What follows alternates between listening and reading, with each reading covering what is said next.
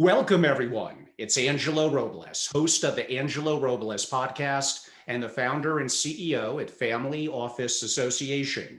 Today, our session is Chris Ye, VC and co-author of Blitzscaling, on the exciting, uncomfortable, and chaotic life of entrepreneurs and those that are investing in them.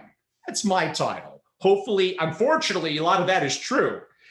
Well, our special guest today, no surprise, is VC icon. I'm really excited to have him on. That's Chris Ye, general partner of Blitzscaling Ventures. I didn't note, so I'm noting now. He is the co-author, along with Reid Hoffman and Chris Casnocha, of the New York Times bestseller, The Alliance, Managing Talent in the Networked Age, and a book that I recently read and made its way into our titling today, and that's Blitzscaling, along with Reid Hoffman.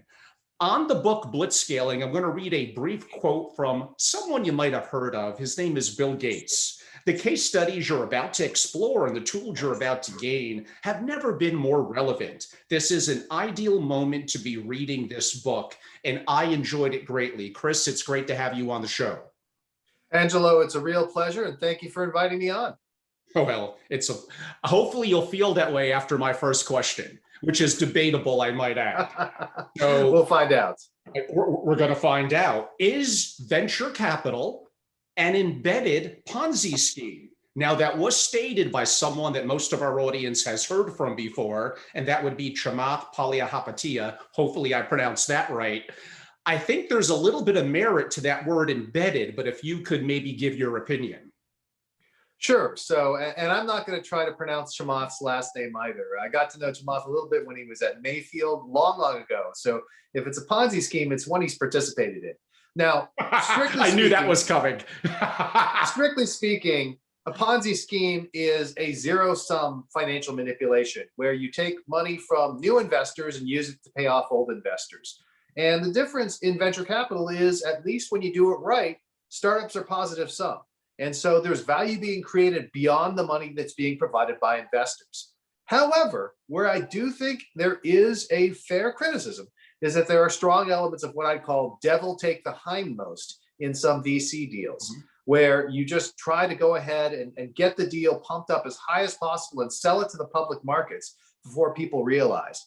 And while that's not a Ponzi scheme, that's still not the best way to go about things. Well, that actually perfectly leads into my next question, then we'll move on, because I think it relates to that. Do VCs only care about marking up their book to raise the next fund and to get the fees? Therefore, they ask their startups to intake as much cash as possible, grow as fast as possible, and sometimes abandon them if they're no longer growing at light speed. I mean, you kind of hinted at that, but I went a little deeper. This does happen. Absolutely. And I think that there are some elements of it that are things we should criticize and other elements which we should just accept as part of the way of doing business. What we should criticize is when VCs work to mark up their investment for fundraising purposes without thinking about the long-term value. Now, obviously, the issue is that somebody who's raising a venture fund, when they want to raise fund 2, let's say 3 to 4 years after raising fund 1, if they haven't got the markups, it's going to be tough to get the LPs on board. So they have a strong incentive to make sure those markups happen. But the real ultimate incentive, which is what we should all care about, is the returns. And those returns are not driven by markups, they're driven by exits. And so it's really important for people to actually be focused on exits. Now, even if you're only focused on exits, you still might abandon companies if they're no longer moving along. I mean, again, I think that when you have a startup that has sort of floundered and is no longer on the path to being one of the ones that helps return the fund, those are the couple of startups per fund that really drive most of the returns, then it's very true. I mean, most of the VCs who go to their board meetings are no longer going to be as engaged, and they're going to be devoting their energies to trying to get into new deals that still have a chance to succeed. So I think it's a fair criticism, but I do think that the smartest VCs, A, will focus on the returns, and B, will still do their best to work with the startup. And if they don't feel like they can engage with the startup anymore, they'll resign their board position. What is blitzscaling? So blitzscaling is what we refer to as the prioritization of speed over efficiency in the face of uncertainty. And the reason that you blitzscale is because you want to move faster than the competition because you're trying to win a winner take most market, where if you win, then you get to print money for decades. That is very succinct, and you beat me to my next question, why this focused on fast growth, although I think it was relatively obvious. When does a startup begin to blitzscale? So when it comes to blitzscaling, it really happens when people say now is the time to really put the pedal to the metal and grow. And that's when we hit that bend in the hockey stick. There's this whole early phase of a startup where you're really just trying to figure out things like product market fit and what's my distribution strategy. And in all these things, it can make sense to be relatively efficient, to sort of extend the runway out as much as you can. But once you get to the point where you and your competitors are really off to the races, that's when blitzscaling should kick in. And usually it kicks in around the Series B. Sometimes it can kick in around the Series A. What organizational issues do you run into when blitzscaling? Well, the thing about blitzscaling is the growth is so incredibly rapid that all of a sudden, instead of a company growing 20%, 30% a year, you're growing 20 to 30% a quarter. And it's not uncommon for a blitzscaling company to have triple the number of employees a year from now than they do today. And that causes a whole bunch of issues because A, at the end of the year, there's 2/3 of the people who are quote unquote newcomers. And B, as you grow a company in size, the mechanisms, the policies, the procedures that work for a lower level scale no longer work. So you start off with a company with say 20 people and everyone knows each other. They're all in a single office and they're just chatting and having a great time. And then a year later, there's 150 people in multiple offices. The way you ran that 20-person company just doesn't work anymore. And so you constantly have to reinvent the way the organization works. And do you think that most people honestly are not good at that? Do you look to have someone on the team who understands that and implements and executes? So it's ideal if you find people who have experience with those stages. Like this is one of the things we call a counterintuitive rule of blitzscaling, which is to say we want them to go ahead and focus on hiring Ms. Right now, not Ms. Right. And what that means is we want them to make sure they're hiring someone who really understands this phase of growth and how to get to the next phase. Ideally, though, what you have is you have a leadership team, and especially a founder or CEO, who understands that they're going to have to continually learn and relearn and unlearn the lessons along the way because things are going to constantly change. If there are no rules, and maybe that's not quite accurate, but how do you come up with this approach? Once you blitz scale a company, is it a blueprint for others, or is each so incredibly unique? So that is a great question. There are rules, but there are no fixed rules. And so the metaphor that Reed and I use is that it's essentially like you're playing a series of games, and you may be shifting from checkers to chess to go to risk and so on along the way. But the problem is, unlike when you're sitting in your living room playing a board game, you don't know when you've switched games. All that you know is the things that you were doing that were working before stop working. And so what we think people need to do is they need to be aware that at any time the rules could change, and that their job, first and foremost, is to figure out what those new rules are by observation, by experiment, by talking with people, by whatever means necessary, so that they can determine what they need to do to win under those new rules. And how important, it's a word we hear a lot in VC and Silicon Valley and startups, and a verbiage that I use with family offices, but I want to hear your perspective and how this ties into blitzscaling. Is culture important, and how is it created? Through leadership? Are we all contributors? Is it driven by one or a small group of people? So culture is something that we believe evolves over time and is driven by everyone, but which is in particular driven by the founders. Now, the reason culture is so important is that culture is the way that you as a founder or leader can have influence over the rest of the company when you're not there. You'll never be able to come up with enough rules to cover every possible situation. But what you can do is to have a set of ways of treating people, a set of things that are valuable that we prioritize, and that culture allows you to have influence wherever the company happens to go. And when it comes to building that culture, it's something where as you're bringing in new employees and new members of the team, you have to ask yourself, how can these people add to the culture we already have? They don't have to fit exactly what we currently do. They don't have to they don't have to be identical to the people we already have, but they should be adding to the mix and making it even better. What is, and I guess you're kind of hinting at it there, but what is the secret to starting and scaling massively valuable companies? I'm assuming it may be, well, Blitzscale, but besides that, and besides the founders and culture, how does this all weave together? So for us, what we do at Blitzscaling Ventures is we try to find companies that have been invested in by the best VCs in the world, but also have the characteristics that allow them to be these massive winners. And there's a bunch of characteristics that are classic, right? That are important for every successful company, whether it's product market fit, market size, gross margins, the ability to scale effectively. Every successful company needs to have those things. But there's two things that set these kinds of blitz scalable opportunities apart. One is that winner take most market dynamic, which is usually a result of network effects. And then the other is the distribution system, because again, if you get to scale before your competitors, those network effects can make you the enduring market leader. We don't like to use the word monopoly because the FTC doesn't like that, but it lets you become the enduring market leader.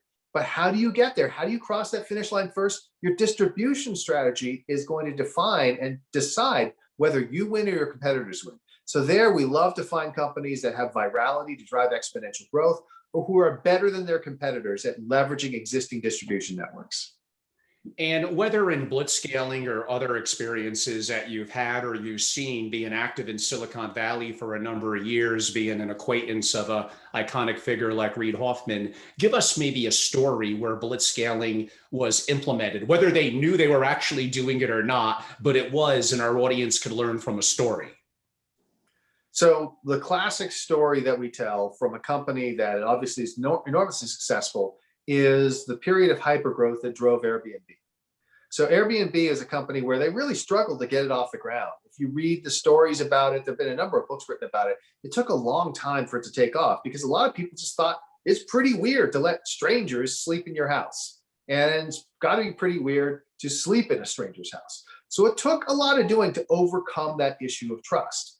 But when they finally got things working, one of the things that happened is that Rocket Internet and the Samver brothers in Germany came in and said, hey, guess what? We like that you figured out that this business works. We're going to build our own version of Airbnb. So they cloned Airbnb, they called it Vimdo, and they poured $100 million and hired 400 people to run it.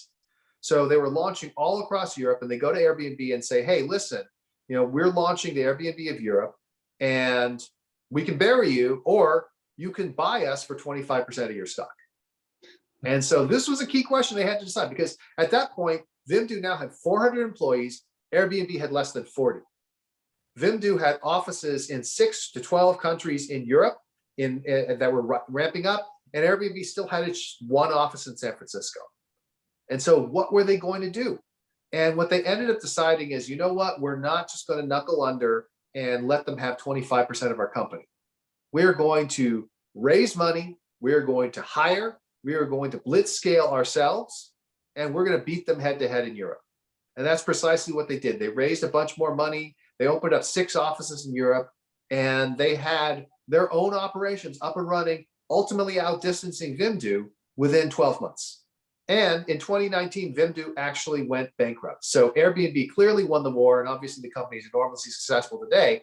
And ironically enough, that attack by Vimdo and the Rocket Internet folks actually made Airbnb grow faster. So in some ways, they ultimately did Airbnb a favor. Yeah, I was going to mention that. It looks like they did. Sometimes that kind of a indirect kick in the ass could do some good things.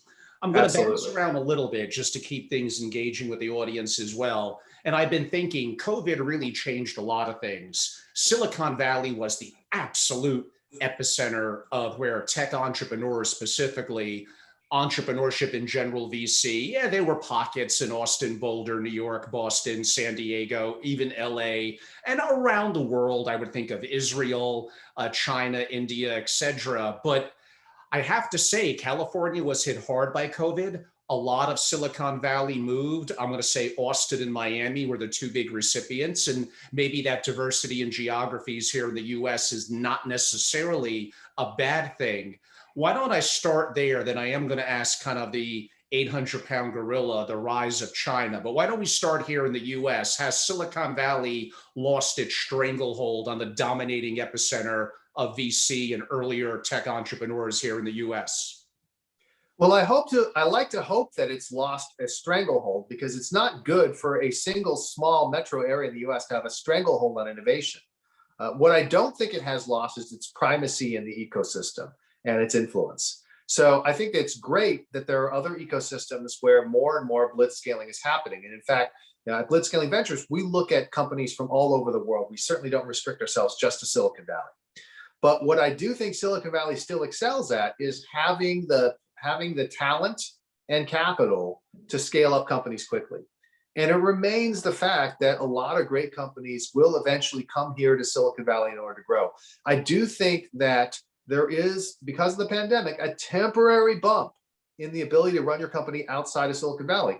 But at the end of the day, unless you are able to actually convince a critical mass of people to actually move, it's going to be difficult to maintain that. I think they will go back to just being an ongoing secular shift to there being more startup clusters, but with Silicon Valley still retaining privacy. I mean, I look at, and I'm forgetting his name, I know Lee was a part of it, but the political leader back in the 60s, I believe, of Singapore. And to take that from where it was back in the 60s and really 30 years later, make a major dent, and 50 years later, it's so modern, beautiful. And there's entrepreneurs galore. They're motivated to stay there. I look at Israel pound for pound, actually probably being the most innovative country and the most incredible entrepreneurs pound for pound. Now, these are examples as we're looking around the world, as in relatively short order. And now more than ever, things could change quickly. Yes, things can absolutely change quickly. And Lee Kuan Yew over in Singapore is the father of Singapore, and definitely one of the most brilliant political and economic leaders the world has ever seen.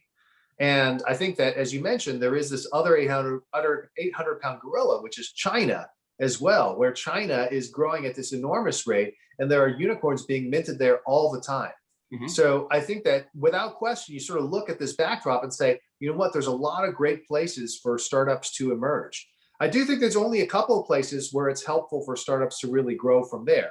Silicon Valley is one of them, clearly, but I think that there's a couple of other areas. I think China and India and Brazil are also good places for companies to grow, because they have those extremely large domestic markets where the companies can grow and achieve a certain level of scale before they have to go out and compete globally with everyone else.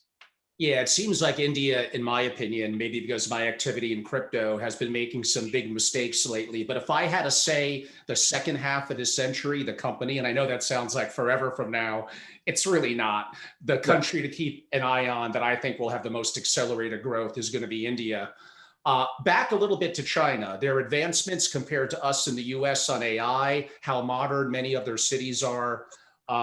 I look at like how they reacted during COVID, how they built like telehospitals, their robotics, drones, and AI, how they build damn subways in like 30, 60 days. They appear in some ways from a technological perspective to be way, way ahead of us. Am I overdoing this a bit? And maybe where are some of the areas I may be missing, the speed bumps that they may be bypassing? So I think that without question, the achievements of China are remarkable.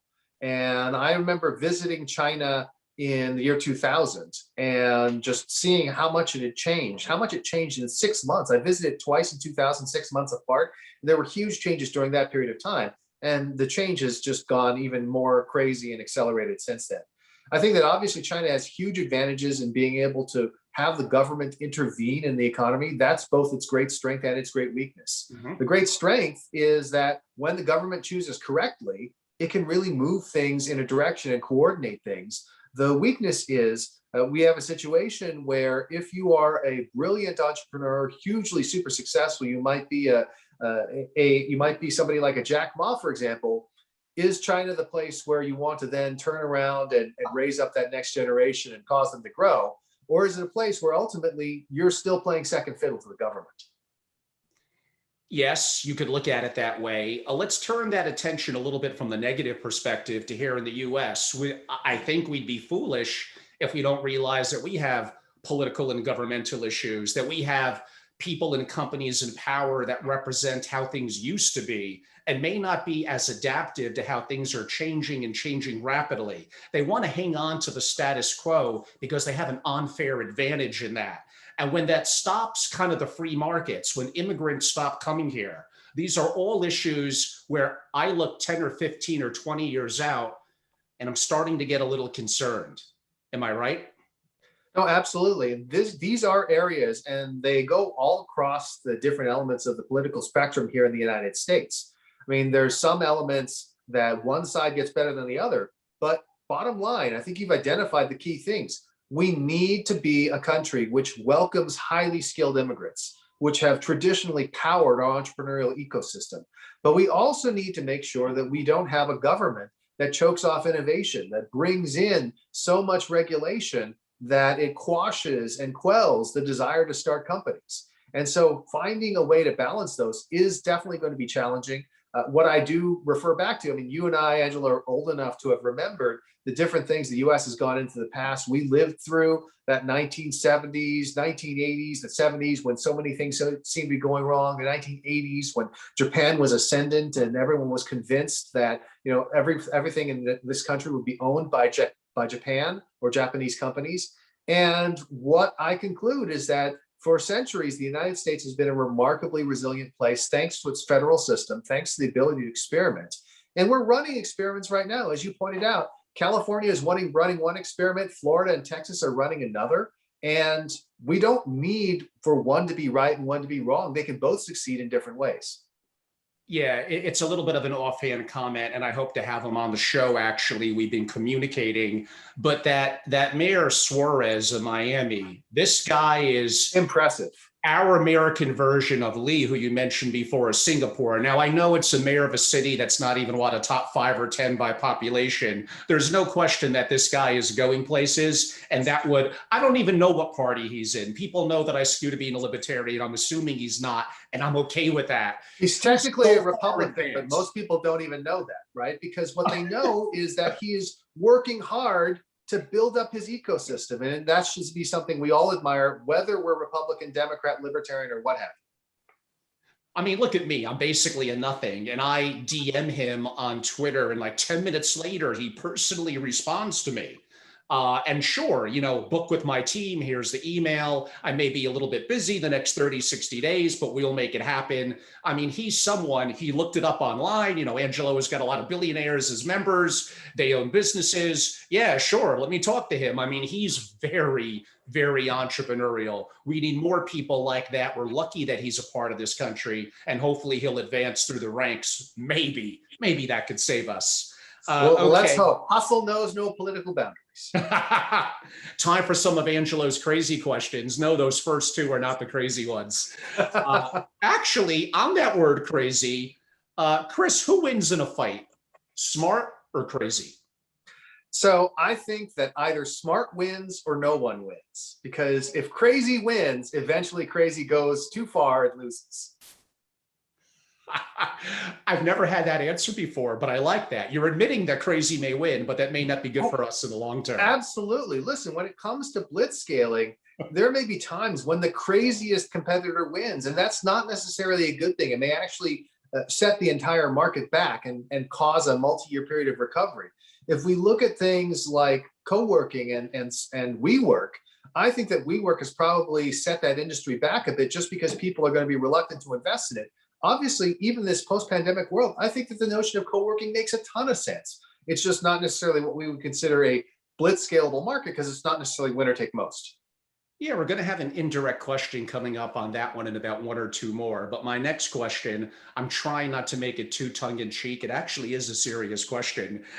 If Doge or a startup, would you invest? Why or why not? So from a blitzscaling venture perspective, we probably would not invest. Not because we don't believe that there's potential there, but because we don't view them as a clear leader in a winner-take-most market. right? Dogecoin has a market cap of something like $46 billion right now. That's a tiddler in comparison to Ethereum, Bitcoin, etc. But it doesn't mean that people who are smart enough to invest, or lucky enough, depending on your perspective, to invest at Dogecoin at a fifth of a cent shouldn't be congratulated on the fact they've gained nearly 200x on their investment in a year. Yeah, like imagine Shiba Inu in what, like I don't even know how much of a multiple of return that would have been just 8 or 9 months ago. Missed out on that one, or I should say, came in too late. We're going to circle back to some of that in winner take all markets shortly. Speaking of WeWork, directly or indirectly, so SoftBank CEO Masayoshi Son, could I make the argument? Let me label him VC, and we could debate that a little bit. Is he the greatest VC investor ever? And I'm wondering why. And the answer may be no, by the way. I have no idea, but I'm going to say that he probably is in the lexicon. He doesn't appear to get the credit that others in the community get. So the answer is that it's debatable whether he's the greatest ever, but not debatable whether he's great. He's clearly great. The reason why he doesn't get the credit that he probably should is threefold: geography, jealousy, and volatility. From a geography perspective, he's over in Japan, and even in Japan, for cultural reasons, he is not necessarily universally beloved. Like many entrepreneurs in Japan, he's an immigrant, he's not ethnically Japanese. And so as a result, it's difficult to be fully accepted. But then here in the United States, again, we know about SoftBank, but it's that place, far off land. And so it does not get as appreciated as it should be. The jealousy is pretty straightforward. This guy has made colossal amounts of money, has enormous influence, has been able to raise perhaps more money than any other person in history. I mean, if you're a VC and you're thinking to yourself, man, here I am struggling to raise a fund, and here's this guy raising $100 billion fund, there's got to be a lot of jealousy involved there. And the final thing is the volatility, which is, it's very difficult for me at any given point in time to say, okay, this is what Masayoshi Son's career has been, because he's been up and down and up and down and up and down so many times. Not only has he made more money than any other investor in history, he's also lost more money than any other investor in history. And at any given time, it's unclear whether the balance makes him the most successful or least successful. That's a great answer. I agree with you on all of that. I'm going to throw in a question. It's going to get me negative feedback because it always does.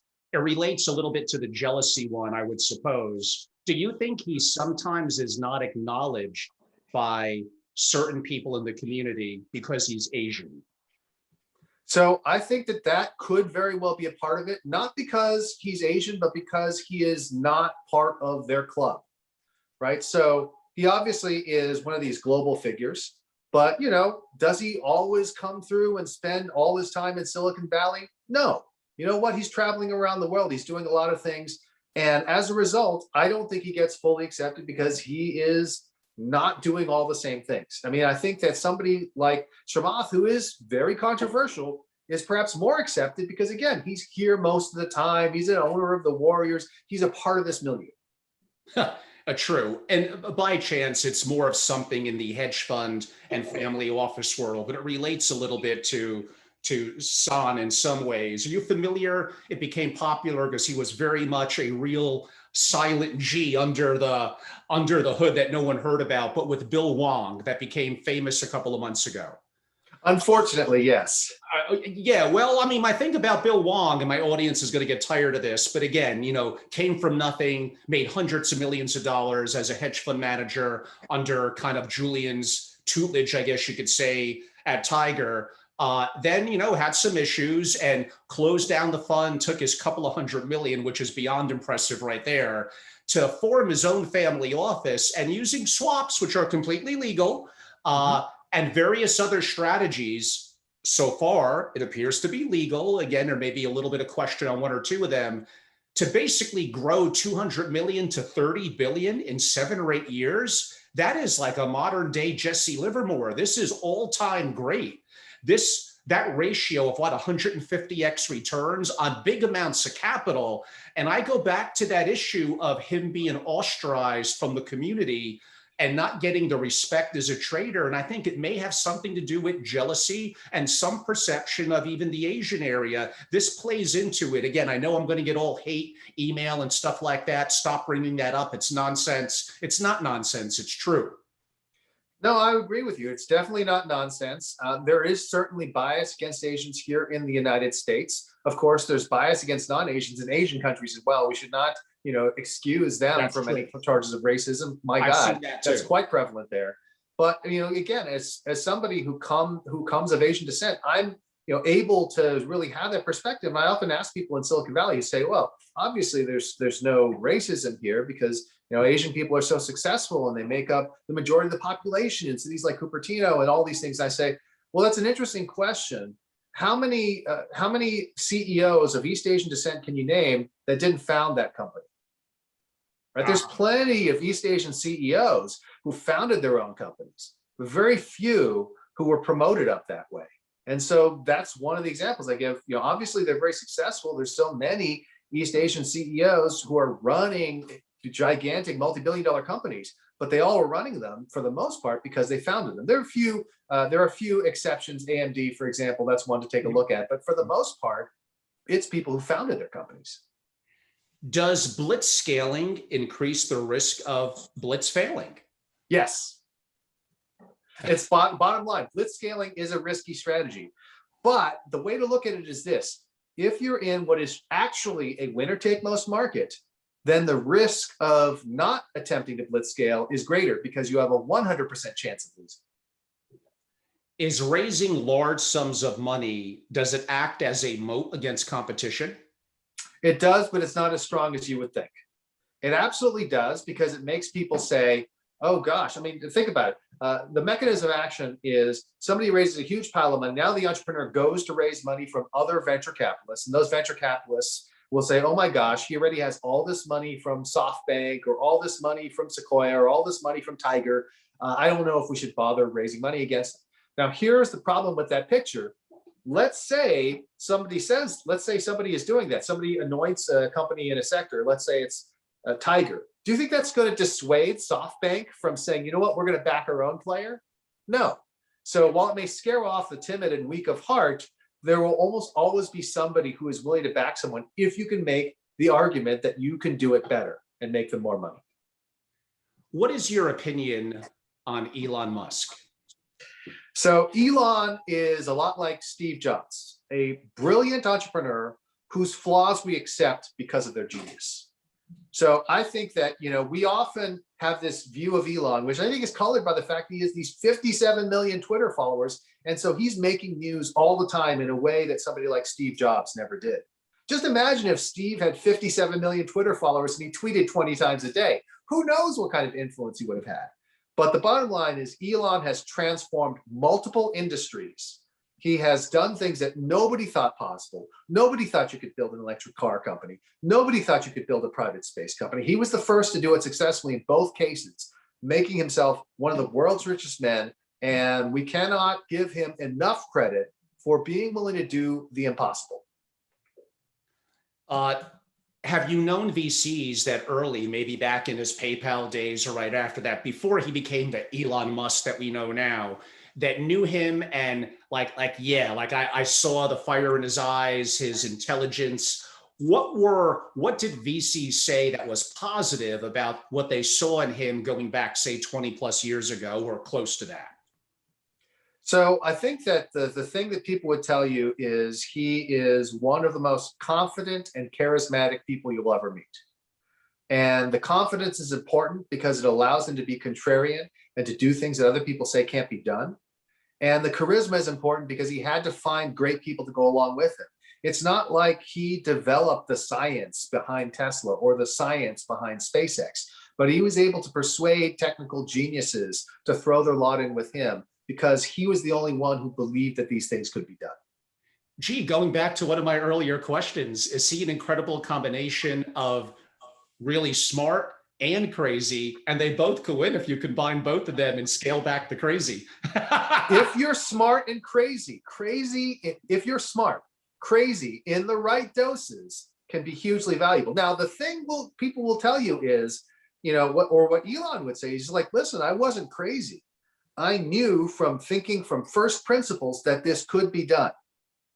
It wasn't that, just the fact that something has never been done before doesn't mean that it can't be done. It just means that it's difficult. And so I think that he had a strong ability to look past the surface and see opportunities whether people did. But that being said, he's also kind of crazy. And I know it's a question on a public company and your focus is going to be more on VCs, but it is Elon. Is Tesla undervalued or overvalued? So I have a hard time appropriately valuing Tesla because of the fact that it is not just Tesla, it's also Solar City, it's also the future of power. And if we were just valuing Tesla as a car company, it is absolutely overvalued. But if you're evaluating Tesla as potentially the operating system for power in this world, then I think it can be argued that it's undervalued. I don't want to come down one way or the other. What I will say is I strongly believe that SpaceX is undervalued. Interesting. It would help me, Chris. My next two questions are going to have a baseball flair to them. Do you like baseball? Love baseball. I'm a big fan of the Los Angeles Dodgers defending world champions. Unless they play the New York Yankees this year. We'll see. And again, there's a lot of great teams this season. Even the Mets are doing pretty well. So we'll see what happens. No, I don't care about them. Although I do like Steve Cohen. So Steve, please be on my show one day. Steve has turned around that franchise. It's remarkable. Actually, yes. So we did have Steve Cohen back in 2014, I think it was, be interviewed at one of my events. And he was fantastic. He is so intelligent and is able to execute, make great decisions. They're in first place. Somehow, even with their rather abysmal hitting, but they get it done. Listen, when you got Jacob deGrom going out there every 5 days, you always have a chance to win. Oh, this is going to be great because you're obviously pretty fluid in baseball. Awesome. What is the main objective of a catcher in baseball? I want to hear your answer, then I'll give mine and how it relates to VCs. So the main objective of a catcher in Major League Baseball is run prevention. Hold the other team to as few runs as possible. Okay, well, that effectively relates to my answer, which is probably a more broad answer. Yours is more fun and succinct. And that basically is, no matter what their stats look like, it's to win the game because they have some control over the pitching, the hitting, the influence of the other team. So if the answer is to rig the game, in my opinion, if the game is rigged, and this goes back to my earlier points of Chamath and VC, is the game of VC investing rigged for the founders of the VC firm and even some of the founders they're investing in to win no matter what, to some degree, where that's not the case for the LPs? Yeah, so I think that, when it comes to LPs, there are great opportunities, but it generally means that as an LP, you're going to have to rig the game in your own favor as well. And so obviously, if you're an LP and you're looking for returns, there are outfits that have delivered returns over the years, and you have to somehow convince them that they would rather take your money than somebody else's money, which is pretty difficult because all the money in the end is the same color. And so what you can do instead is get better and better, and this is the whole Moneyball argument, at figuring out which of these GPs that you can invest in are the equivalent of the overlooked players of Billy Beane. Which are the ones which have the ability to drive greater returns? They may not have the reputation, but they have the numbers. Yeah, I mean, I've had multiple billionaire families, of course, asking me if I could help them. I don't know. Sometimes I try. Like Angelo, we all know who the big firms are. As a $1 billion family, I can't get in. Maybe I could get in through a connection I have at a fund of funds or something like that, but it's hard. They keep on getting re-upped and re-upped by usually very large institutional investors, and some of them are putting in $50 to $200 million plus checks. So it's not easy. So identifying, like you said, baseball analogy again, the Billy Beane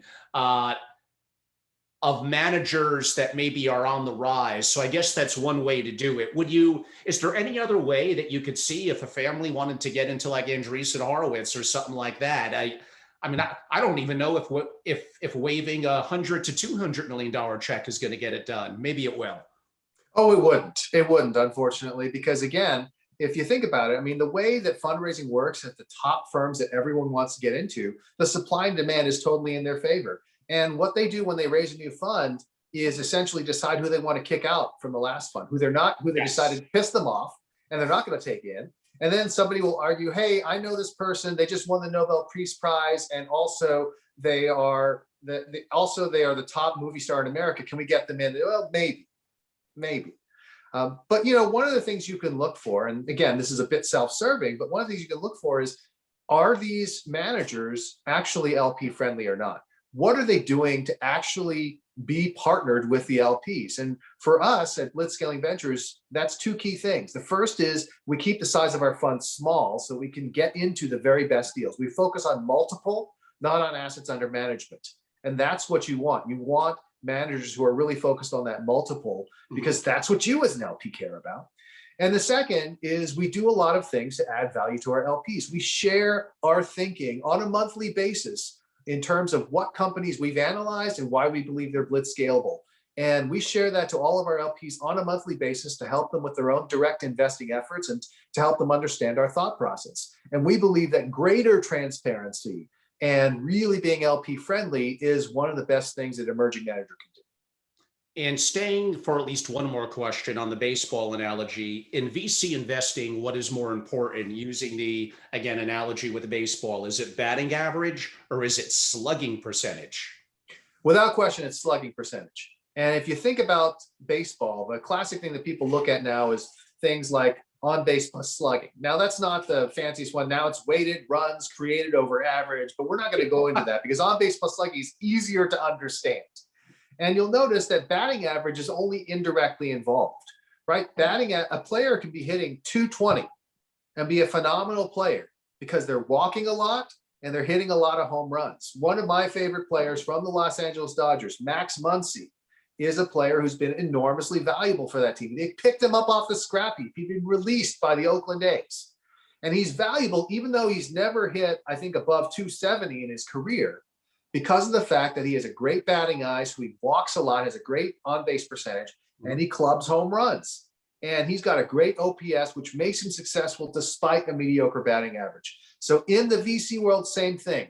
I'd rather have a VC firm that hit on a third of their investments, but those investments generated a 20x return, than a VC firm who hit on all of their investments, but every investment was only a double.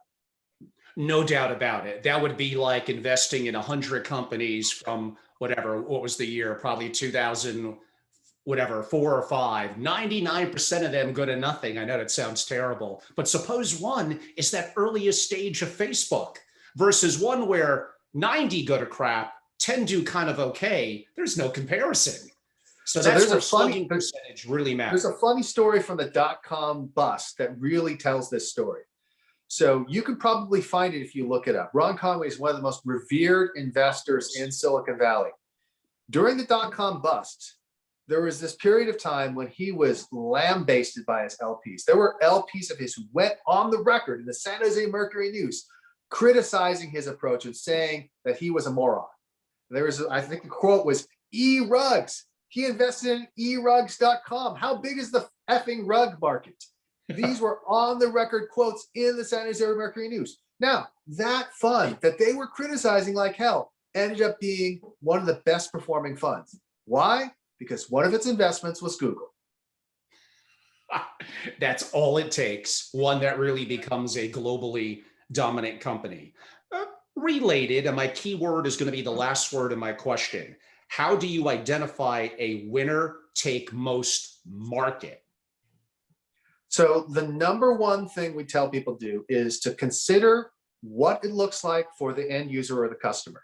So the thing we're looking for are network effects. And remember, what network effect means is as the number of users grows, the value of the entire network to each individual user grows. And that's why they're so powerful for making a winner take most market, because beyond a certain point, there's so much value from the network for each individual user that a new competitor can come in, clone the product exactly, release it, offer it for free, and still get no traction. because the product value is dramatically outweighed by the network value.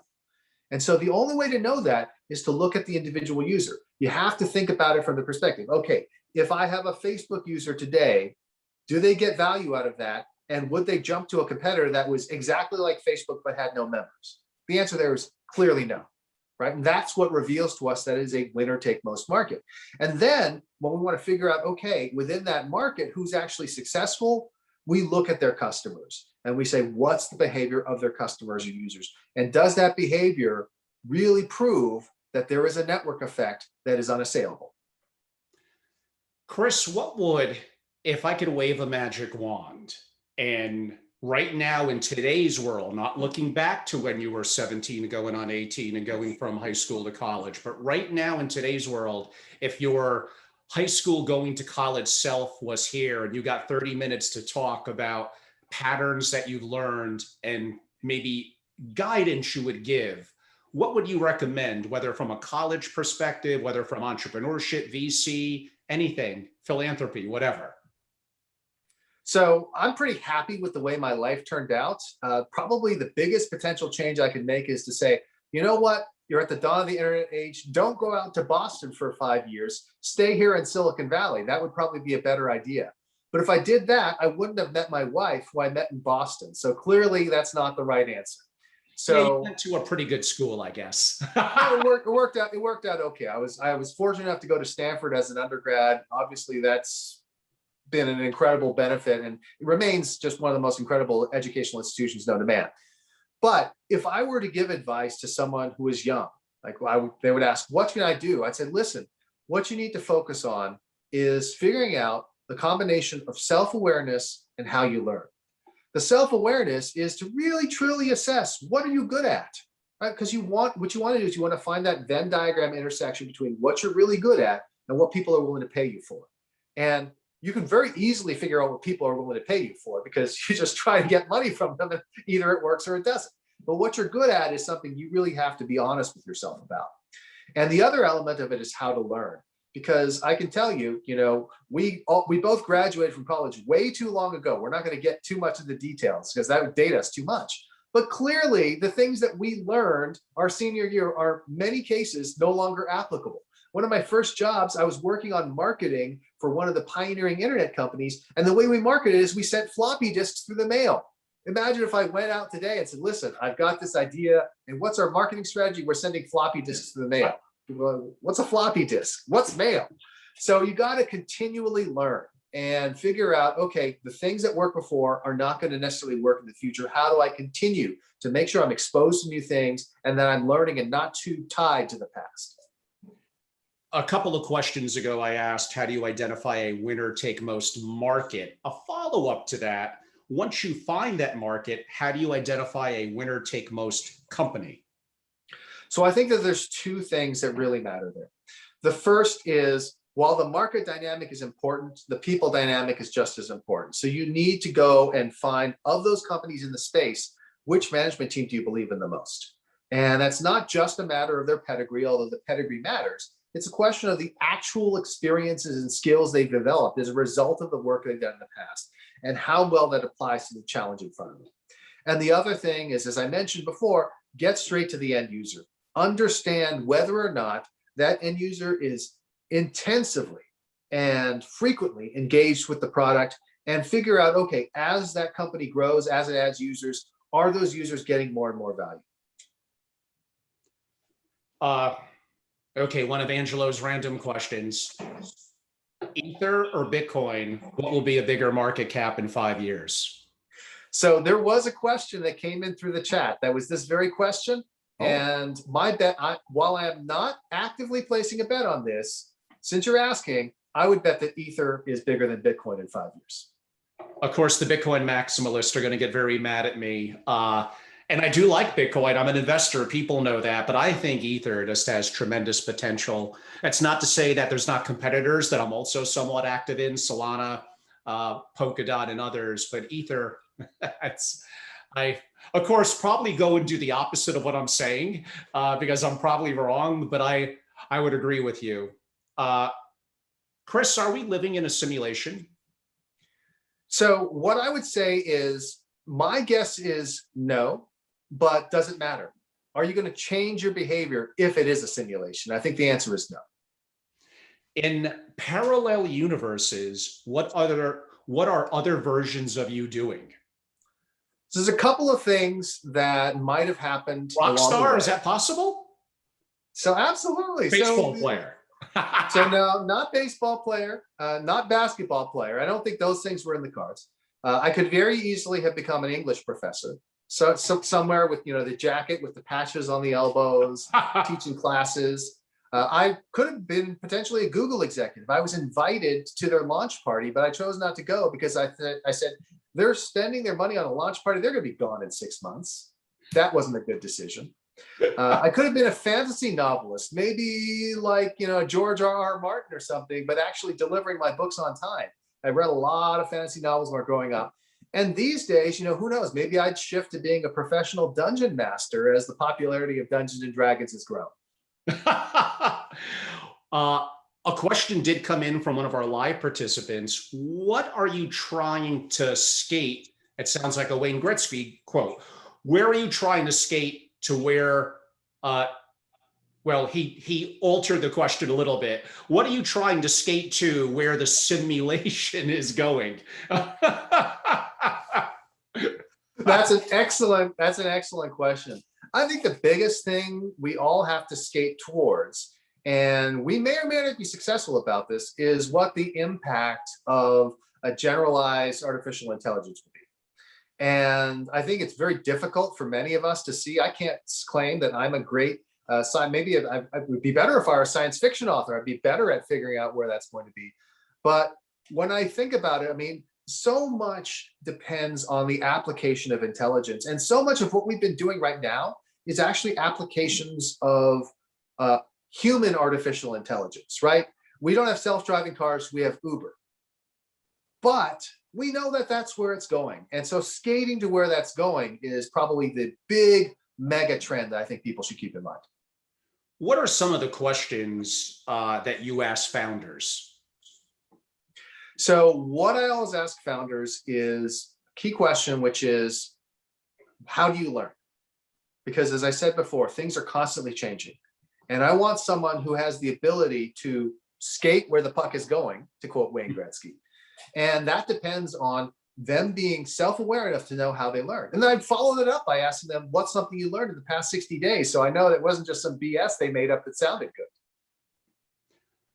What kind of diligence do you do on startups? So it's the classic kind of due diligence. Look at the numbers, look for anomalies, look for things that don't make sense. But the other part of it that's really important is to talk to people who are in the market. As you may remember, I've said so many times, it's really important what the end users do and how they feel. And so I'm like, you got to talk to some of those end users. What is your opinion and how does it play into the VC community? We heard it indirectly come up with Elon in Bitcoin, and that would basically be your opinion on ESG and green energy. Got it. So, I would just say that it's not necessarily a great fit for us at Blitzscaling Ventures, just because a lot of these things don't work on the timelines that we'd like. We do look at some deals in the space, but they're typically deals that look like more traditional blitzscaling deals. So for example, a marketplace for carbon offsets or what have you. What I will say is that there are some geniuses like Steve Jurvetson who seem to be able to predict the future. Check out what those guys do or gals do. And I think that those are the folks I would look to for that kind of question. Yeah, he's legendary. He's incredible. He does a great job, that's for sure.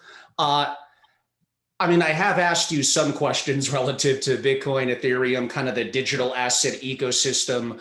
We're very involved in it. It appears to be, because it's relatively early stage, very much asymmetrical type opportunities. Maybe a lot of it goes to nothing. That is not impossible. Maybe it just does okay, but maybe some of it does so amazing. Is it worth investors putting whatever 1 to 3% of their portfolio into it? Do they just go Bitcoin and Ethereum? Do they become a little bit more sophisticated, right or wrong, and invest in more of a basket of 4 or 10? Do they look into NFTs? What about the metaverse? Is that a massive multi-trillion-dollar opportunity? How about DeFi, changing the world of centralization to decentralization? I don't know how active you are in this aspects of what I call the digital asset ecosystem, but it does seem like we're in some exciting times now. It may be quite the roller coaster, though. Absolutely. And I can tell you, without naming the names of the companies, that we are actively looking at companies in those various spaces. They tend to be more of the picks and shovels companies, but we do think that there is a strong chance that the general area of these intangible assets and the blockchain and all the things that are associated with it do become enormously valuable in the future. The analogy I use is when people say, oh, but these don't make any sense, they don't have any inherent value. I'm like, listen, we got these baseball cards that we're printing up that people are consider valuable. There's no inherent value. There's just some ink on some paper. And yet, when you talk about building something that is electronic and therefore 10 million times more efficient to move around, the complaint they have is, oh, well, is it going to be energy efficient enough? I'm like, compare it not to zero, but compare it to the real world, chopping down trees, putting ink on things and sending things through the mail. That's crazy. I'm going to ask about a series of public companies that we're all familiar with. And not that long ago, well, except for one, Microsoft, they basically were in VC portfolios. How I'm going to ask them is the FANGs, Facebook, Apple, Amazon, Netflix, Google, plus Tesla and Microsoft. Which one? Oh, it's not going to be a comfortable question, Chris. Which one in 10 years won't be part of that top lexicon? And then I'm going to ask you, what's in the VC portfolio now? What genre? Is it longevity, anti-aging, that could be within 10 years, could jump into that top 10? Now, that is a fascinating question. I thought you were going to ask me which of those companies would be the most likely to still be standing in 10 or 15 years. And I had an answer ready for that. The answer there is Amazon. But the question was, which is the most likely to fall off? And that is a tough one. I would say that in the end, of the FANGs, the one I'd be most likely to see fall off would probably be Netflix. And that's simply because I don't see the same level of winner take most with their core business as with the rest of the folks. That's been what I've been writing about and other guests have said, which probably means, Chris, that we're going to be wrong. Because when everyone agrees on something, but the area that I would look at is there's companies that are going to be giving away free content because they want you as a user. They might even be paying you to watch and view certain things. I keep an eye on the metaverse, how that's going to change some of the dynamics in that. So that would be my guess. Do I think it's going to disappear? No, we'll evolve. Just like IBM is still a good company. They're just not what they were 20 or 30 years ago. You did mention, though, the one in 10, 15 years you think will still have, let's go with the word stranglehold. But if some of that depends on AWS with Amazon, are things like Definity and the decentralization of storage, and is that going to be a threat to Amazon?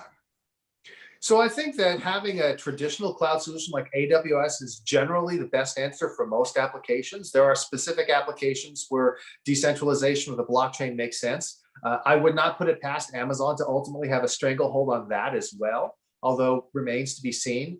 I think that the reason why I am such a huge believer in Amazon is the combination of its track record of being able to build dominant positions in markets where you shouldn't be able to build dominant positions. I'm thinking of things like online retail, which should not be the kind of business that you can dominate. I'm thinking of their ability to create new industries, like the way they seeded the ebook industry with the Kindle, and of course, AWS being one of their shining stars. And I personally think that ultimately, Amazon has huge advantages over the competitors. There was recent news, for example, that Amazon bought MGM. And people were saying, well, they really overpaid because if you think about it, MGM's catalog is not that great. They only get half of James Bond. And then there's like Rocky and Legally Blonde. Is this really worth it?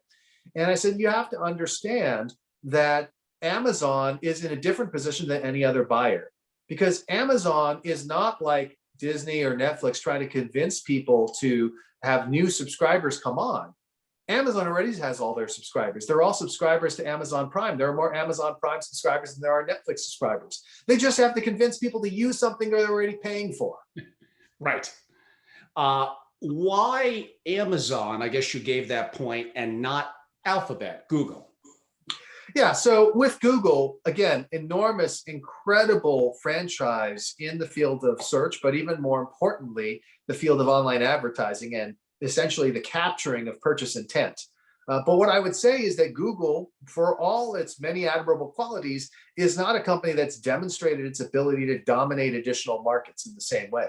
And Alphabet, although they do make some money off of their cloud business now, is still predominantly an online advertising company driven by search results. And they just haven't shown the ability to expand in the same way that Amazon has. I was going to, well, we already discussed Tesla, and there's other things I could go a little back and forth with on that. But why don't we talk about what could join that lexicon as we consider FANG plus two now? And let's not even say 15 years, let's say 10 years, as unrealistic as that may be. Is it going to be a company that's currently in an angel and VC portfolio? Is it not even there yet? And is it going to expand that quickly? Is it going to have something to do with psychedelics, biomed, longevity, anti-aging? Do you think I could be on the right direction? So I think it could be. I think that if you are able to hit on things like anti-aging and weight loss and prevention of disease, I mean, the demand for that is nearly infinite. I think we could all want to live longer, healthier, less fat lives. At least, I mean, you look pretty trim, but I've had some issues with this pandemic. But the area where I think that there is going to be a lot of activity that people aren't talking about, but when we put that 10-year time horizon out there, I think it's the question of ambient computing, which is, why is it that we still have to have the intention and go to our phone and pull it out of our pocket or go to our computer and type on various things? More and more things are going to be voice driven. More and more things are going to be able to more correctly, accurately predict what we need. And there's so much stuff that we do right now manually that we don't even stop to think about being done manually, that eventually should be automated. So I think that getting to the point where our environments are smart and able to anticipate our needs better is going to be a big area. We'll wrap up in a second. One more question that pops in my head on the FANG plus two. A company that I never hear come up is most likely to drop from the top, but never one that people seem to put in that top position like you did, Amazon. It almost never comes up, and that's one of the A's, that's Apple. Give me great case for Apple and one where there may be some concerns looking up to 10 years out. The great case for Apple is simply that we appear to be moving in more and more towards a world where people care about things like privacy. There continue to be all these issues that have come up, and Apple is the master of providing this tightly integrated, really powerful user experience. And the more people value convenience and the way things are put together, the more they're going to value Apple. And Apple's ecosystem is set up for that, and their competitors are not set up for that. Their competitors are set up to deliver things with a greatest variation and greatest customizability and great and better prices. But that's no longer what people seem to value as much. So the bull case for Apple is the world is moving in the direction of what Apple's really good at selling. The bear case for Apple is, when's the last time they developed something really new and breakthrough? Apple has succeeded over the years by riding the S-curve of innovation on brand new products, personal computers, then iPods, then the iPhone, and of course, to lesser extent, things like iPads and whatnot. Where is the brand new magical product category that's going to come from nowhere and become worth huge amounts of money? The Apple Watch wasn't it. The question is, can they actually deliver that without the genius of Steve Jobs? And I think the jury is still out. I would agree. Does more evil come from greed or fear? More evil comes from fear, but there's plenty of evil that comes from greed. But there's a lot of good that comes from greed as well. That can be true. And Chris, again, for those that would like to learn more, one I highly recommend, especially your great book that was really, really engaging in terms of blitzscaling with you and Reed. But tell us a little bit more about how active investors that I guess are qualified purchasers could learn more about investing, becoming an LP in Blitzscaling Ventures. So the good news is that Blitzscaling Ventures still has our first fund open. We have already held closes. We're about to hold our first investments, some pretty exciting companies I'm more than happy to chat with you about. But we still are taking on new investors. So if you're an accredited investor or qualified purchaser, more than happy to talk with you about our philosophy. We're very open about what we do, because while we share our notions and ideas on how to identify these emerging market leaders and how to find the companies that can be the Amazons of tomorrow, our other key secret sauce is our ability to get into the companies. We get in because the CEOs of these companies want help from the guys who wrote the book on Blitzscaling. They understand that they're going through it, and they want the specific advice of the people who thought about it most. And so that's how we get access. We keep our checks small, so it's easy for them to fit us in. And that lets us make sure that the deals that we do are absolutely the best possible deals in the world, the deals that already have phenomenal backing and incredible growth. Are you allowed to mention one of the companies you're investing in? I have not gotten permission for what is essentially a public forum to mention them. I will just say that we are looking at companies that are growing at an incredible rate. One of our first investments is a company that's growing 100% a month and is already at a significant scale. And Chris, for those that would like to reach out to you, and that's Chris Yeh, spelled Y-E-H, how could they do so? Whether it's Twitter, whether it's through the website, email, how could they reach out? Well, they can very easily reach out to me. If they want, they can email me either at chris@blitzscalingventures.com, but because that's long and harder to spell, they can also email me at chris@chrisyeh.com, and that's CHRISYEH as in yellow elephant house.com. That's fantastic. And of course, I must mention that, again, this is really for accredited / qualified purchasers. My audience really mainly is family offices. You should be a sophisticated investor, and we all have different time horizons, risk tolerances. You need to absolutely do your own diligence. And what happens when you're investing, whether it's Bitcoin, Ethereum, a stock, or anything, yeah, you hope it goes up. You could also lose your money. So you must understand that, do your own diligence, and make your own decisions. Chris, it's been tremendous to have you on. It's been quite the honor. I have more questions, but I want to save them when I have you back later in the year. Probably some other crazy ones as well. But you were a great guest, and I believe very insightful for our audience. I'm going to give a little wrap up in a second. I wanted to say certainly thank you for your time and look forward to the next time. And hopefully, I used to be out in Silicon Valley 4 to 5 times a year pre-COVID. I think I always find an excuse to stay at the Rosewood. I wonder why. But I also certainly Battery in San Francisco. There, and I'll look forward to meeting you at the Rosewood as soon as you get out here. Yeah, we could have one of those wonderful $35 cocktails if that works for you. Or the $10 cup of hot tea. Yeah, one of the two, but sooner rather than later, hopefully third quarter of this year, we'll start to do some of my Family Office Association programming, or at least me some visits out to the West Coast. Everyone, I'm Angelo Robles, the host of the Angelo Robles podcast, founder and CEO at Family Office Association. Check us out. Our website is familyofficeassociation.com. You can learn about membership and all that we do for our members that may be of value to some of you. And some of my free content and stuff is simply in social media. I'm actually very active on Instagram. It simply is our company name, Family Office Association. So go and follow us. I'll follow you back, I promise. And certainly YouTube, where hopefully, I'm sure, my interview with Chris is going to make it up to my Family Office platform and channel. You could find it again, Family Office. So we hope you do so. Reach out to me, Angelo at familyofficeassociation.com. Always a pleasure. Thanks to our live audience, those that watch or listen, and special thanks to our great guest, Chris Yeh. Chris, thank you so much. Angelo, it was a true pleasure. I look forward to seeing you in person and some of the other members as well. It's coming. Thank you.